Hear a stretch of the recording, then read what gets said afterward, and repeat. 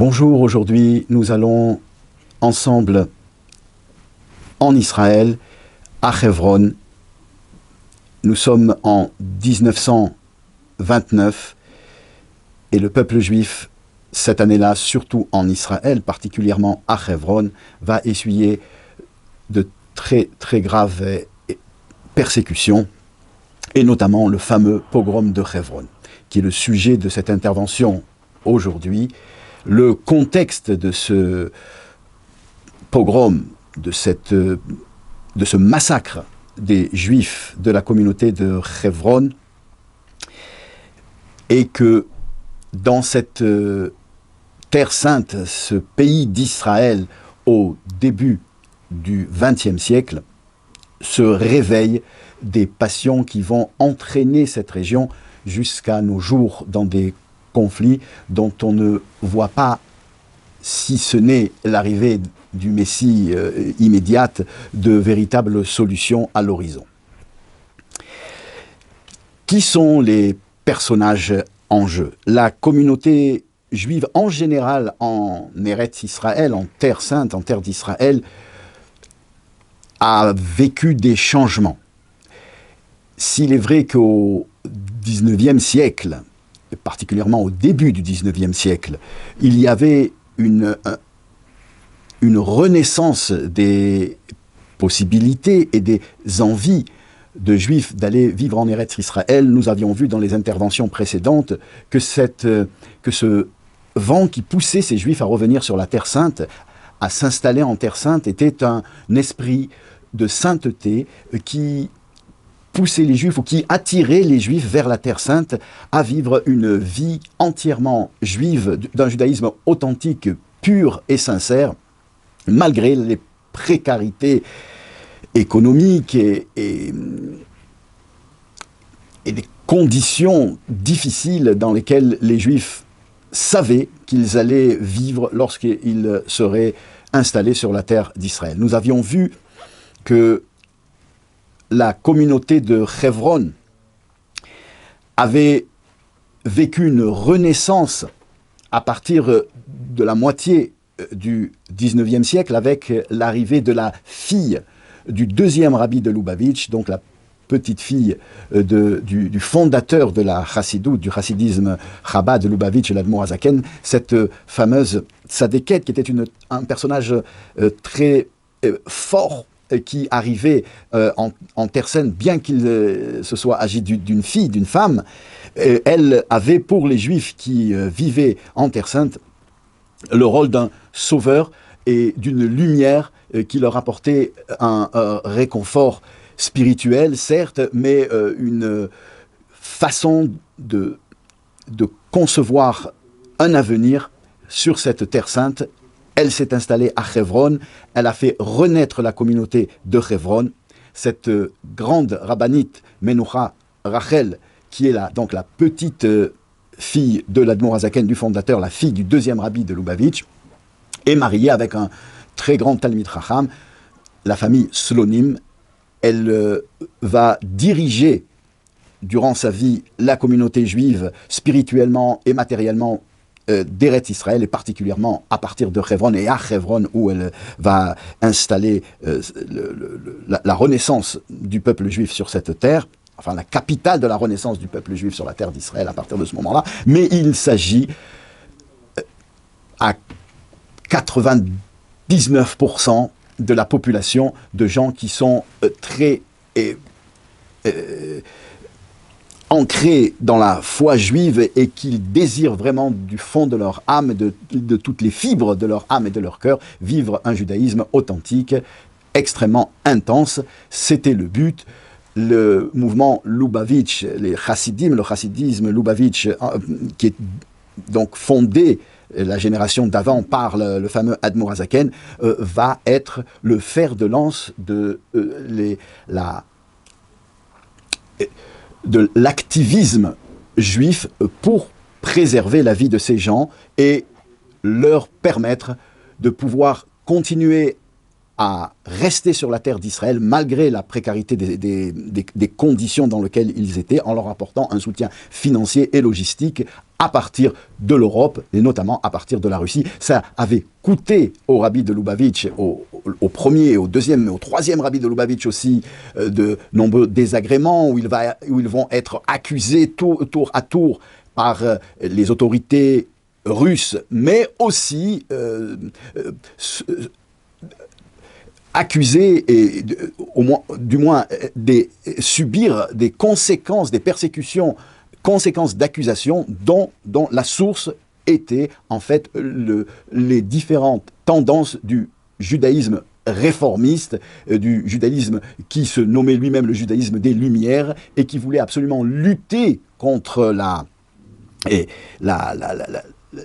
puissance ancestrale d'un judaïsme orthodoxe authentique et éradiquer cette foi puissante qui faisait vibrer les cœurs juifs depuis la nuit des temps pour la remplacer par une philosophie héritière des philosophes qui ont mené le monde vers ce que sera la Révolution française et ses répercussions dans le monde.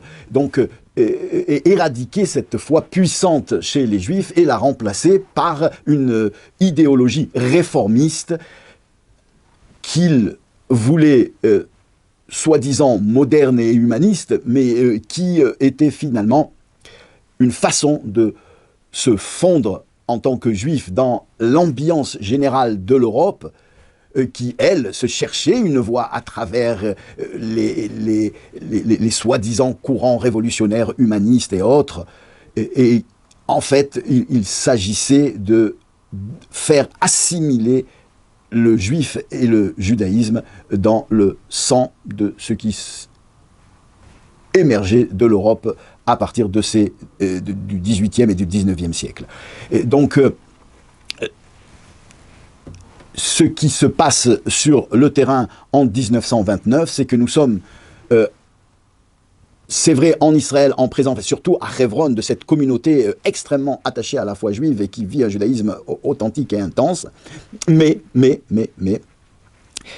il y a aussi des héritiers. On avait parlé la dernière fois de l'affaire Dreyfus, donc des héritiers de ce judaïsme réformiste, de ce judaïsme assimilationniste, de ce judaïsme qui se veut émancipateur, mais qui en fait a pour mission et pour vocation d'éradiquer cette foi intense dans le cœur des Juifs pour la remplacer par ce magma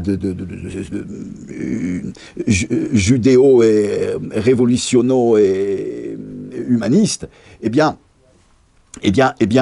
ils ont reçu la gifle de leur existence avec l'affaire Dreyfus, puisque Dreyfus est un juif qui prône, qui est le prototype même de ce juif assimilé, émancipé, qui participe à la vie de son pays, qui est promu à l'état-major de l'armée française et qui, malgré tout, est accusé en tant que juif.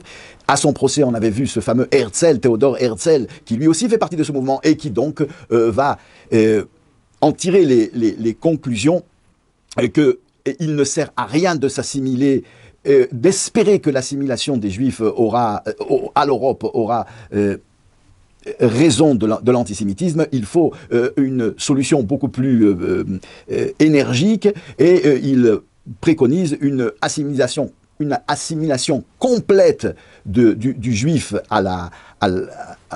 au monde, parce que même émancipé, assimilé, un Juif reste Juif aux yeux des Européens, mais s'il se comportait comme les autres, comme les goïms,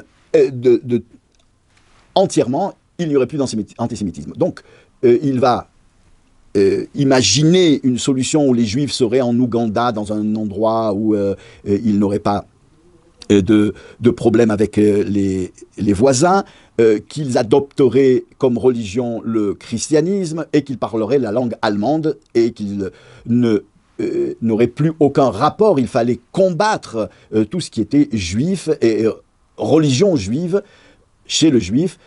Sa solution n'a pas été adoptée parce que pour ceux qui marchaient avec lui, il était évident que le peuple juif ne marcherait pas dans la combine. Alors on a eu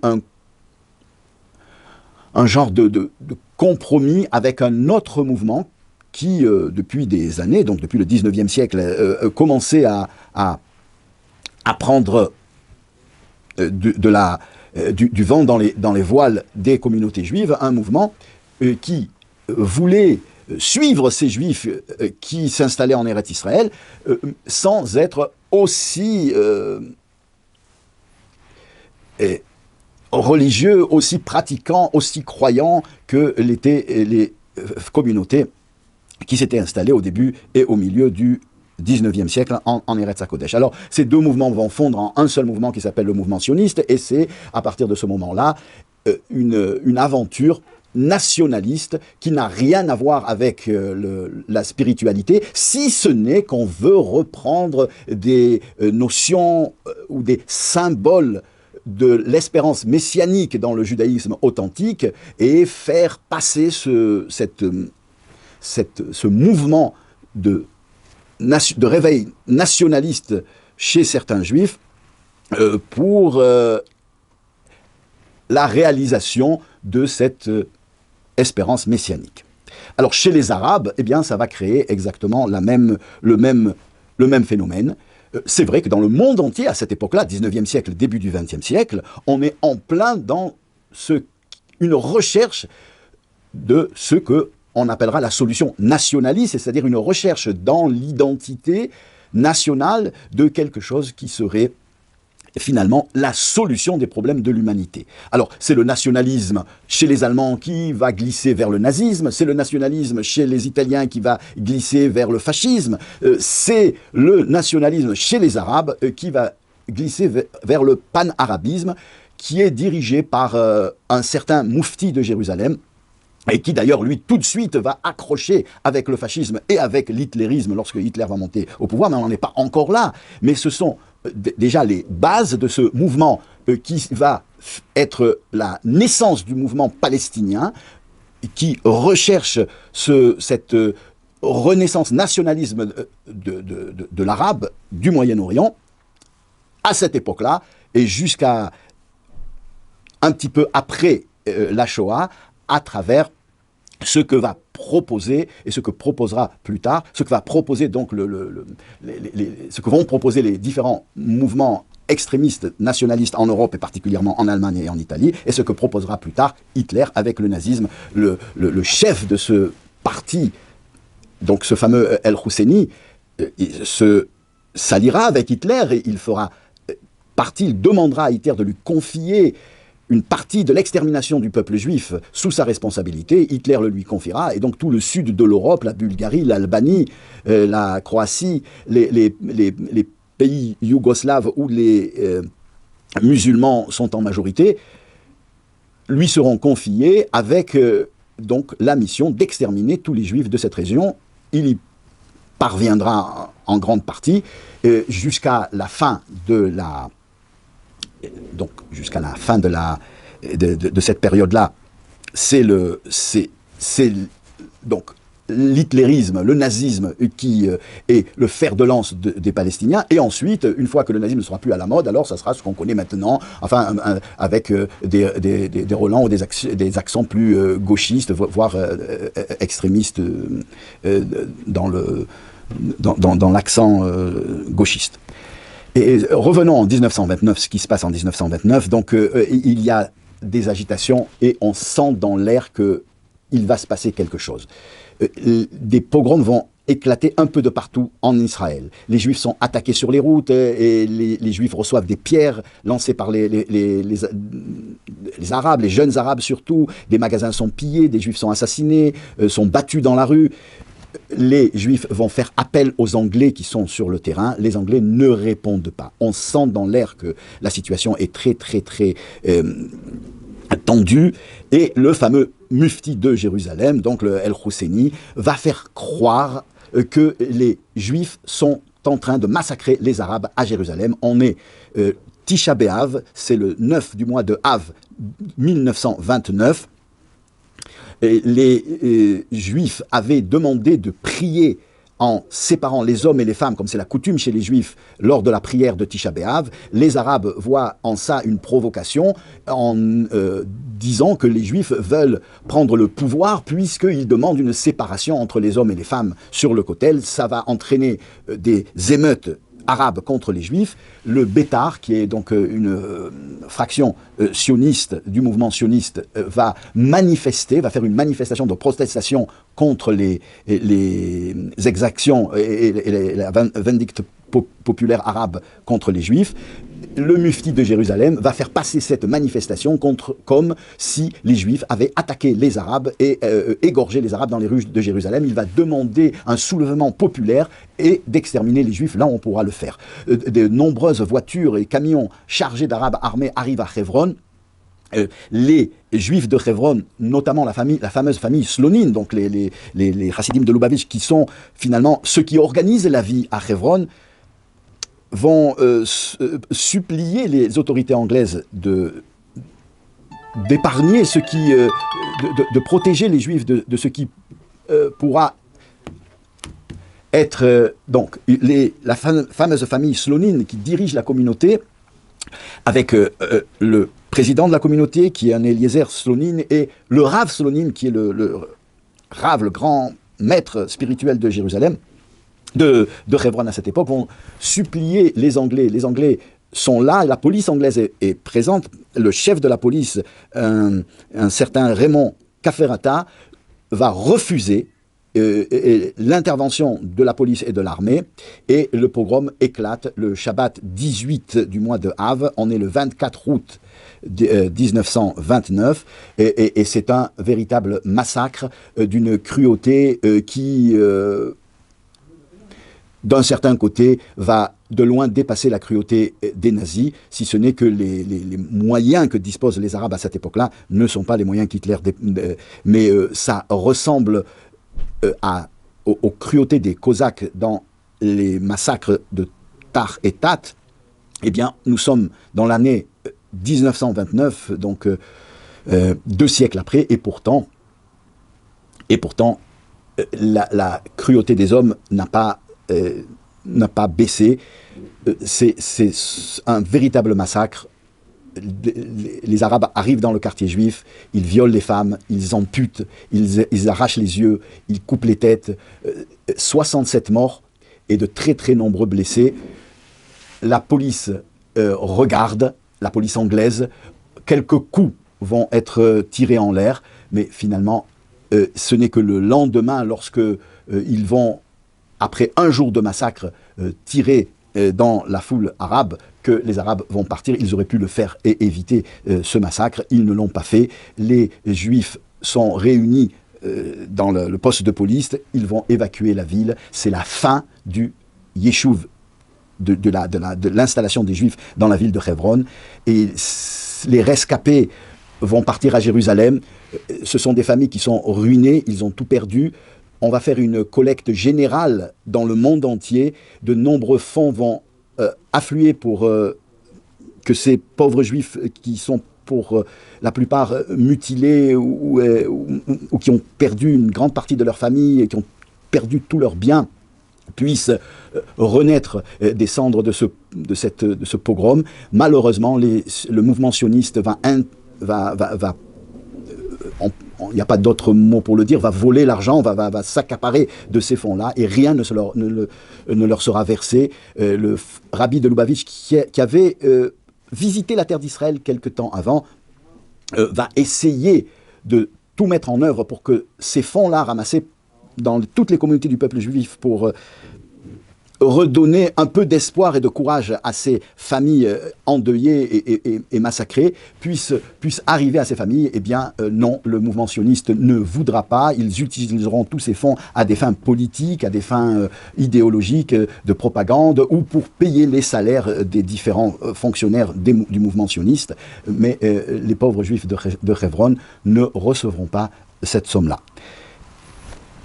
Le problème va continuer. La vie en Israël ne trouvera pas de paix jusqu'à la venue de Mashiach. Il n'y a pas de solution en dehors de cette venue-là pour le peuple juif. Nous en sommes conscients aujourd'hui, au XXIe siècle, à cette époque-là, ils pensaient encore qu'une solution politique et une solution militaire nationaliste pouvaient faire quelque chose, que très très rapidement nous soyons sauvés par la revenue du Mashiach. Amen.